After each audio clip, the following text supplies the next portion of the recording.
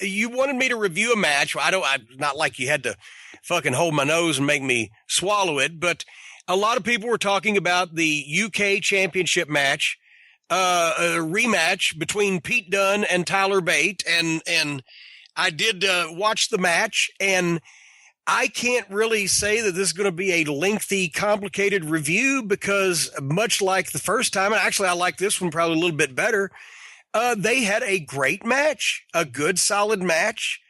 They're wonderful proponents of mat wrestling and a lot of the World of Sport influenced style. I love Dunne's business with the fingers. Joint manipulation. I loved Nigel McGuinness and Jim Ross calling it because no other commentators could say joint manipulation and actually sound serious, except for JR and Nigel. But these kids are beyond their years in terms of how polished they were, and they sold everything they did. You saw the toll it was taking on their body. You saw the pain or the reaction or whatever, as good as anybody that age.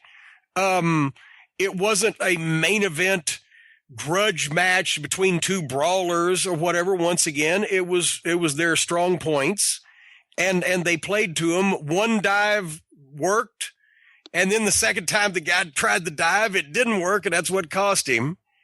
And I thought they did a wonderful job. The only fault I find in either one of these guys is that they just look so young, that's because they're so young. And Dunne already has a great heel face and that sneer, that expression or whatever he gets. Tyler Bate, I can't believe how strong he is, but to me, he just looks so young facially. He's pale, even though he's got a fantastic body, vertically challenged, but he's a little pale. And he needs to get older and get roughed up a little bit. I don't mean people work his face over with sandpaper, but I'm just saying, somewhere or another to look older and a little bit more grizzled and a little tougher. It's because part of it is visual, but technically they did everything as good as they could do, I thought.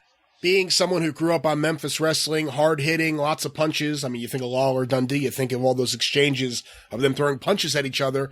What did you think of the spot in the match where the guys were just slugging each other? Well, and actually, I like that too, and that's the way that they play. It wasn't the traditional 1-2, that the guys used to do, or who was it that called it 1-3, 1-3, and the other guy said, "What about 2? Now 2, you're eating." But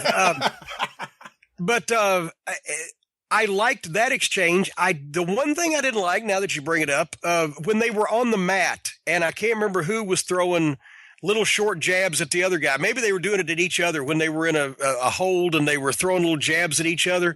And those looked a little weak, to be quite honest. I know they were trying to sell that they were tired and they were short, straight punches, but no, those were a little weak. But the actual exchange where they stood up and started trading, actually they weren't even trading. They were doing it at the same time. That was difficult to pull off because you got to not only throw shit that doesn't hurt the other guy, but you got to keep an eye out from where his is coming. That was good. Some other punches in the match were a little shady, and unfortunately, that's a thing I notice in a lot of matches today, and I'm sure we'll come up with Rip, is that a lot of guys can do perfectly executed double flips off the top or these convoluted handspring things, and when they throw a punch, it just looks fucking like shit. And that's one of those things that they've put the cart before the horse and try to learn this college shit before they really should have graduated high school. If your little shit looks like shit, it's a bigger buzzkill to the average fan than if you're, doing these spectacular dives. But otherwise than that, Bate and Dunne, what'd you think of it? I thought it was an excellent match. I thought, one of the things that helped make the match was the fact that here are these two guys from the UK, relatively unknown in America, even though they did the UK show not too long ago in January, I think. But the fans were going nuts. The fans were totally invested in that match.